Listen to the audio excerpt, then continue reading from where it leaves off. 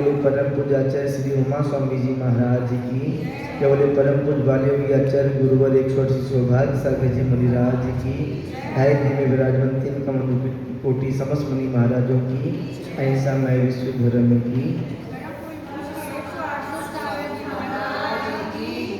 अभी अपन ने तत्वों के बारे में जाना था। तत्व 7 प्रकार के होते हैं और इसमें एक अपन ने नाव का भी उदाहरण देख लिया था। नाव का उदाहरण देखने के बाद में इसमें तत्व 7 प्रकार के होते हैं। इसमें जीव और अजीव तो ठीक है, उसके बाद में इसके अलावा आश्रव, बंध, संबर, निजरा और मोक्ष, इसमें द्रव और भाव, द्रव आश्रव, द्रव बंध, द्रव संबर, द्रव निजरा और द्रव मोक्ष, और भाव आश्रव, भाव बंध, भाव संबर और भाव निजरा और भाव मोक्ष, इसमें 2 प्रकार से भी आते हैं। अब द्रव और भाव क्या होता है? द्रव भाव सबसे पहले समझ लेते हैं कि अपने राग द्वेष के निमित्त से अपने मन में जो राग द्वेष उत्पन्न होता है ना, तो राग द्वेष के निमित्त से कर्मों का आश्रव होना, अपने राग द्वेष परिणाम होना, ये तो भाव हो गया। और उसके बाद में ज्ञानावरणी आदि कर्म होते हैं ना, ज्ञानावरणी दर्शनावरणी आदि द्रव्य कर्म होते हैं, अपने भाव हुए और द्रव्य कर्मों का आना प्रारंभ हो गया। अपना भाव होना और द्रव्य से भी कर्मों का आना, भाव कर्म और द्रव्य कर्म, इसमें भाव कर्म और द्रव्य कर्म में भी इसमें हो गया, यानी कि राग द्वेष आदि परिणाम होना भाव कर्म हो गया। द्रव्य कर्म अपना क्या हो गया? ज्ञानावरणी दर्शनावरणी, अपना ज्ञानावरणी दर्शनावरणी मोहनीय, अंतराय, आयु, नाम, गोत्र और वेदनीय, ये द्रव्य कर्म हो गया। एक इसके अलावा 9 कर्म और है। 9 कर्म 3 शरीर और 6 पर्याप्ति, यानी कि 3 शरीर कौन कौन से? औदारिक, व्यक्तिरेक और आहरण, 3 प्रकार के शरीर। अपन इसमें शरीर और पढ़ेंगे। शरीर 5 प्रकार के होते हैं। शरीर 5 प्रकार के होते हैं और इसमें अपन आगे पढ़ेंगे। अपना औदारिक शरीर होता है, व्यक्तिरेक शरीर होता है, आहरक शरीर होता है, तेजस शरीर होता है और कार्बन शरीर होता है। इसमें अच्छे से पढ़ेंगे अपन। आपके पास कितने शरीर हैं? आपके पास कितने शरीर से के धारी हैं आप? आपके पास कितने शरीर हैं? आपके पास 3 शरीर हैं। एक शरीर तो अपन को दिखाई दे रहा है, बाकी के 2 शरीर दिखाई नहीं देते। एक शरीर अपन को ये औदारिक शरीर दिखाई दे रहा है। औदारिक शरीर किसको कहते हैं? जिसमें खून, पीप, मांस, हड्डी आदि चीज़ें होती हैं, उसको औदारिक शरीर कहते हैं। और व्यक्तिरेक शरीर किसको कहते हैं? जिसमें खून, मांस और ये सब चीज़ें, हाड़, पिंजरा आदि नहीं होती, उसको व्यक्तिरेक शरीर कहते हैं। व्यक्तिरेक शरीर सूक्ष्म शरीर होता है। औदारिक अपना देवों का व्यक्तिरेक शरीर होता है और नारकियों का व्यक्तिरेक शरीर होता है। व्यक्तिरेक शरीर के अधिक करोड़ों टुकड़े कर दिए जाएं तो उसका मरण नहीं होता, वापस जुड़ जाते हैं पारे की तरह। और औदारिक शरीर के 2 टुकड़े कर दिए जाएं तो वो उसका मरण हो जाता है। तो अपनी बात चल रही थी औदारिक शरीर, अपना सबका औदारिक शरीर है। अपने इसमें खून, पील, मांस आदि सब औदारिक शरीर। अब इसके बाद में आहारक शरीर। आहारक शरीर जो होता है ना, वो मुनि महाराजों के होता है।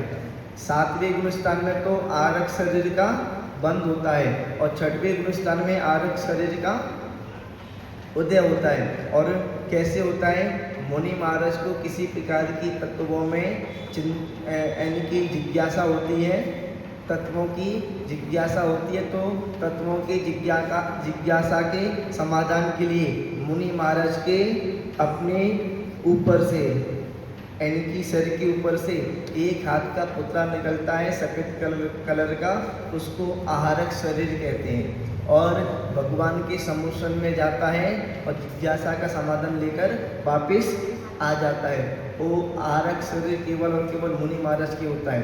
और उसके अलावा तेजस शरीर, वैकृत शरीर तो हो गया नारकियों के और देवों के, औदारिक शरीर हो गया मनुष्यों के और तिरंचों के। अब तेजस शरीर होता है अपनी शरीर में कांति को देने वाला, अपने शरीर को चलाने वाला।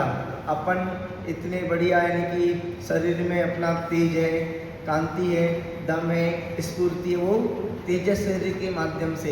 यदि तेजस शरीर ना हो तो अपने अंदर कांति स्फूर्ति आदि ना हो और एक स्थान से दूसरे स्थान पर जाने की व्यवस्था ना हो पाए, तो तेजस शरीर अपने शरीर को चलाने वाला तेजस शरीर कहलाता है, शरीर में तेज देने वाला।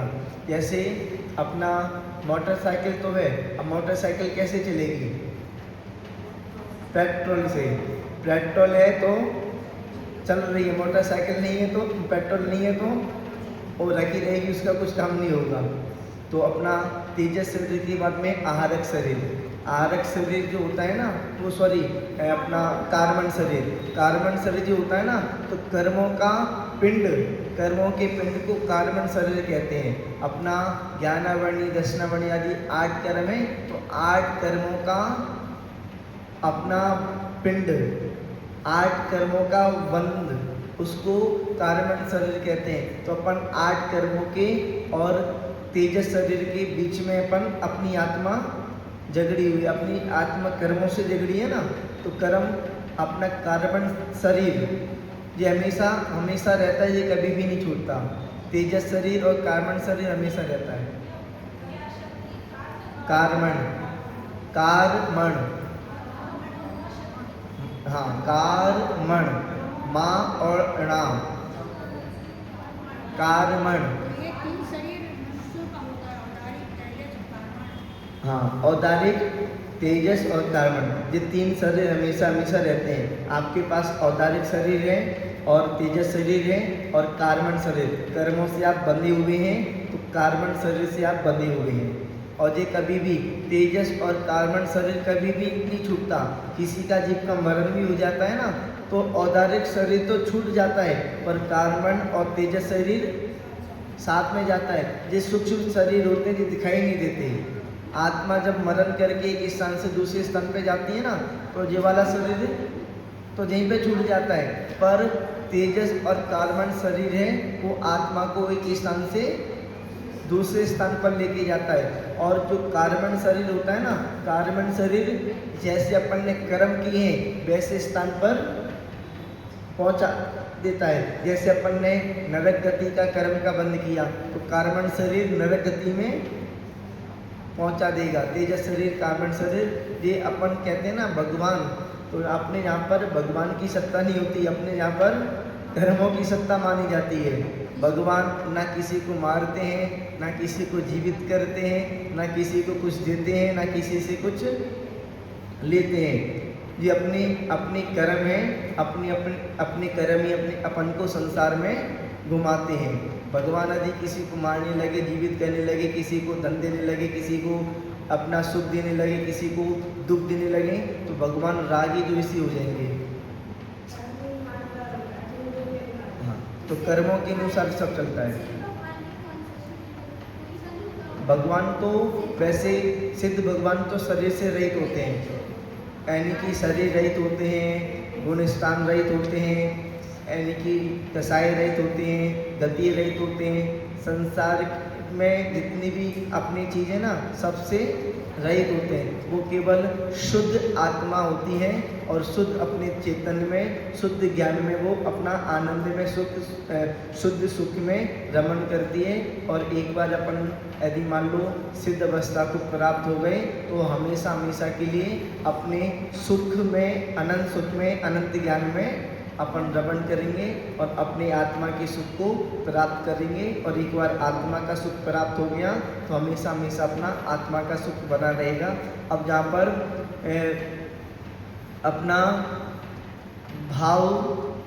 भावाश्रव, भाव बंध, यानी कि शुभ और अशुभ भावों की उत्पत्ति होना, शुभ और अशुभ भावों की उत्पत्ति होना भाव आश्रव कहलाता है।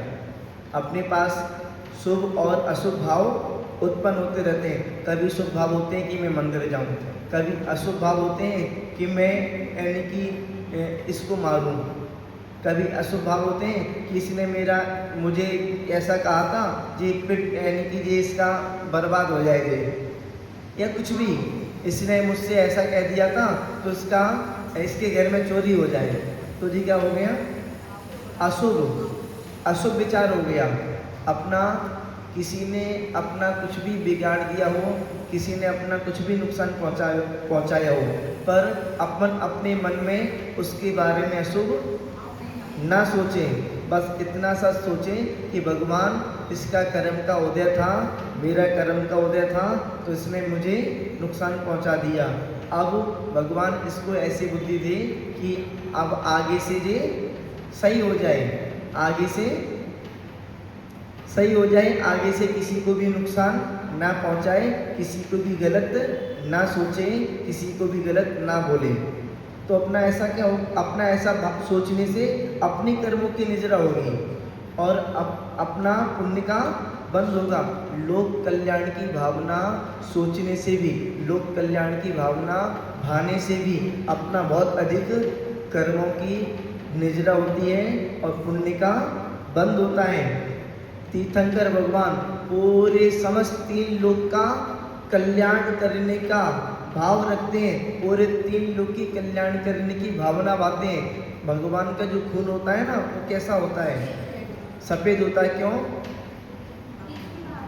क्योंकि उनकी इतना वात्सल होता है, इतना भगवान के अंदर वात्सल होता है कि पूरे 3 लोक में जितने भी जीव हैं सबका कल्याण हो। और पार्षद भगवान के ऊपर उपसर्ग कहने वाला जो कमठ था ना, तो भगवान की ऐसी भावना थी कि कमठ का भी भला हो। आपसे यदि कोई कुछ कह दे ना, तो आप अपने मन में सोचते हो कि इसका बुरा हो जाए, ये बर्बाद हो जाए।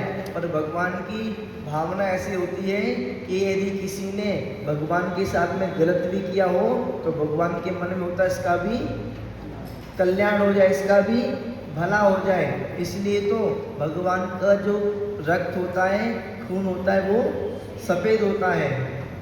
तो अपनी बात चल रही थी भाव आश्रव, अपने मन में शुभ अशुभ भावों का भाना भाव आश्रव कहलाता है। और उसको बने रहना भावबंध, बने रहना।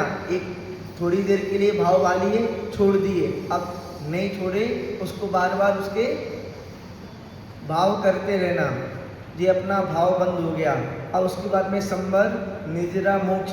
अभी तक शुभ और अशुभ भावों की बात चल रही थी, अब शुद्ध भावों की बात चल रही है। शुद्ध भावों को उत्पत्ति होना शुद्ध भावों की, तो वो भाव संवर, और शुद्ध भावों की वृद्धि होना भाव निजरा, और शुद्ध भावों की पूर्णता हो जाना भाव मोक्ष।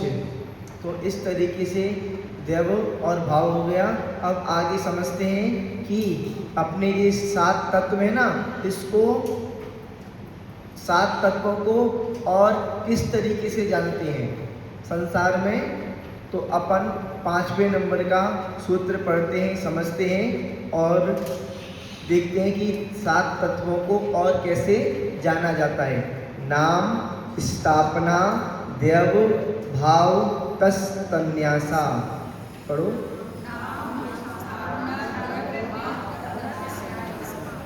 नाम, स्थापना, द्रव्य और भाव, तन, न्यास यानी कि उन 7 तत्वों का निक्षेप, लोक व्यवहार। तो अपना सबसे पहले नाम निक्षेप, न्यास यानी कि निक्षेप, अपना लोक विचलन व्यवहार को निक्षेप कहते हैं। लोक विचलन व्यवहार को निक्षेप कहते हैं। अब निक्षेप कैसा होता है? नाम निक्षेप सबसे पहले। नाम निक्षेप यानी कि किसी के अंदर ना तो गुण है, ना किसी के अंदर किसी प्रकार का उसके अंदर उतनी क्षमता है, ना उसके अंदर उतनी पावर है। अब कोई मान लो कोई व्यक्ति है, किसी का नाम महावीर रख दिया, उसके अंदर बल है नहीं है पता नहीं, पर वीर रख दिया, तो किसी का बिना गुण, जाति, देव, क्रिया आदि ना देखकर किसी का कुछ भी नाम रख देना। जैसे किसी का नाम रख देते हैं ऋषभ रख देते हैं ऋषभ, पर उसके अंदर ऋषभ जैसी कोई भी चीज़ नहीं होती। किसी का नाम कुछ भी रख देते हैं, किसी का नाम अपना कुछ भी, यानी कि अरंत रख दिया, अर्यंत। अब उसके अंदर उसने अपने 4 कर्मों को नष्ट कर दिया क्या? किसी का नाम कुछ भी अपना सिद्ध रख दिया, वो क्या सिद्ध बन गया क्या? तो बिना क्रिया के, बिना जब के, बिना जाति के, बिना गुण के किसी का कुछ भी नाम रख देना, ये नाम निक्षेप है। और संसार में क्या है? संसार में मोक्ष भी बोलते हैं ना, तो उन्होंने मोक्ष नाम रख दिया तत्व का, पर मोक्ष के बारे में जानते नहीं है। मोक्ष, कुछ लोग जो मोक्ष की भी अलग अलग दर्शन में, अलग अलग अपना धर्मों में अलग अलग व्याख्या है मोक्ष की। अपने यहाँ पर तो मोक्ष कहते हैं 8 कर्म जब नष्ट हो जाते हैं तो मोक्ष की प्राप्ति हो जाती है। हिंदू परंपरा में कहते हैं कि आपको यदि भगवान प्राप्त हो गए, वैकुंठ में स्थान मिल गया, तो आपको मोक्ष हो गया। और बौद्ध दर्शन में बोलते हैं कि अपना, यानी कि जैसे दीपक की जो ज्योत होती है ना, ज्योत बुझ गई तो मोक्ष की प्राप्ति होगी। ऐसे किसी भी जीव की अपना कर्म पूरे हो गए तो मोक्ष की प्राप्ति हो गई। अब जीव कहाँ पर गया वो पता नहीं, ज्योत कहाँ पर गई पता नहीं। ऐसे कर्म जीव के पूरे कर्म समाप्त हो गए, पूरे कर्म हो गए तो मोक्ष हो गया। और अलग अलग दर्शनों में, अलग अलग ग्रंथों में, अलग अलग धर्मों में मोक्ष की अलग अलग व्याख्या है। तो यहाँ पर अपन नाम मोक्ष कह सकते हैं, क्योंकि मोक्ष नाम रख लिया तत्व का नाम, तो मतलब मोक्ष थोड़ी कहलाएगा। उन्होंने नाम रख लिया मोक्ष। और भी उनके यहाँ पर भी बहुत सारे लोगों के यहाँ पर बोलते हैं कि भगवान राग द्वेष से रहित हैं। अब राग द्वेष से रहित हैं तो काहे को अपने पास में तलवार लिए तलवार लिए तो उनको किसी को मारने के लिए तो लिए, धनुष लिए हैं तो किस लिए लिए? धनुष किस लिए होता है? मारने के लिए, अपनी रक्षा करने के लिए। तो राग द्वेष है ना, भगवान के ऊपर कोई कितना भी उत्सर्ग करे, भगवान के ऊपर तलवार चलाए, पत्थर बरसाए, तब भी भगवान किसी को कुछ नहीं करते। एक बार एक मुनि महाराज थे, अपनी साधना कर रहे थे, तपस्या कर रहे थे, ध्यान कर रहे थे। ध्यान करते समय कुछ लोगों ने मुनि महाराज को परेशान किया। मुनि महाराज सहन करते रहे। बहुत उन्होंने सहन कर लिया। सहन करने के बाद में देवों का आसन कंपायमान हुआ। देव देखने लगे, मुनि महाराज बताओ कितनी समता से बैठे हुए हैं, और ये इतने लोग इनको इतना परेशान कर रहे हैं, उपसर्ग कर रहे हैं और खूब अपना अपशब्द बोल रहे हैं, पर उसके बाद भी मुनि महाराज अपनी समता को नहीं छोड़ रहे। और उन्होंने मुनि महाराज के ऊपर डंडे भी बरसा दिए। उसके बाद में भी मुनि महाराज शांति से बैठे। देव आए इसलिए मुनि महाराज की रक्षा करने के लिए आ रहे थे। रास्ते में क्या हुआ, आते आते मुनि महाराज का जहर टूट गया और वो एकदम क्रोधित हो गए और उन्होंने डंडा उठा लिया। आओ, कौन मुझे मार रहा है? जैसे ही देवों ने देखा कि मुनि महाराज ने डंडा उठा लिया तो देव लोग वहीं से दौड़ गए। क्यों? अब तुमने अपनी सुरक्षा के लिए डंडा उठा लिया तो फिर बाकी के लोग क्यों सुरक्षा करेंगे? ऐसे ही अपने यहाँ पर भगवान के ऊपर कोई कितना भी उपसर्ग करे, पर भगवान कभी भी किसी को मारते नहीं हैं। भगवान कभी भी किसी के लिए डंडा आदि नहीं उठाते। बाकी के अन्य दर्शनों में तो धनुष, तलवार आदि चीज़ें लेते हैं। किस लिए? लोगों को मारने के लिए। तो अपनी बात चल रही थी कि अपना नाम निक्षेप, किसी का कुछ भी नाम रख देना, ये व्यवहार है, केवल लोक व्यवहार है। हकीकत में तो उसके अंदर ऐसा गुण होना चाहिए। अब स्थापना निक्षेप, स्थापना निक्षेप क्या कहलाता है कि किसी भी प्रतिमा में या किसी भी अपना मूर्ति में ये वो है, इस प्रकार की स्थापना कर देना स्थापना निक्षेप है। अपने यहाँ पर पारसनाथ भगवान, चंद्र भगवान, ये पत्थर की मूर्ति हैं, इसमें पंचकर्णक के माध्यम से भगवान की स्थापना कर दी, तो स्थापना करने से ये भगवान हो गए। स्थापना से तो भगवान है, स्थापना निक्षेप से भगवान हो गए, पूज्य हो गए।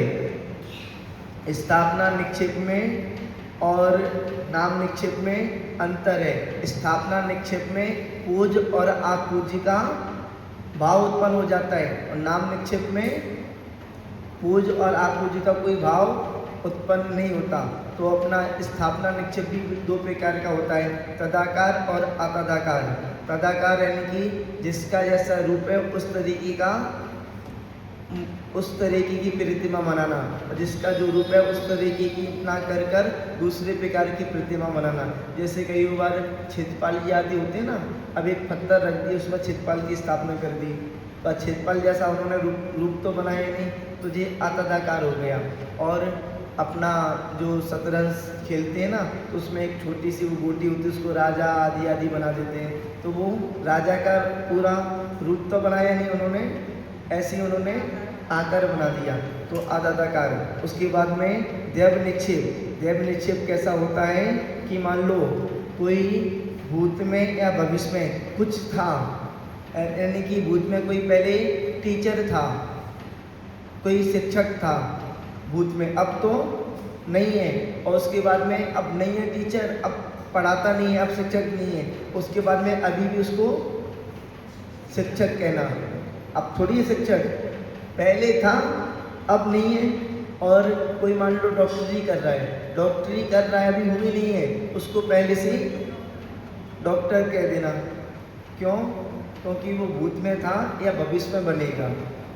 तो जहाँ पर भाव निक्षेप जो जैसा है उसको वैसा ही बोलना, ये भाव निक्षेप कहलाता है। तो इस प्रकार से अपन ने आज 4 निक्षेप देख लिए, और अपन कल इसको अच्छे से देखेंगे। अपना समय पूरा हो चुका है, आज के लिए इतना ही। जय बोलिए महावीर भगवान की।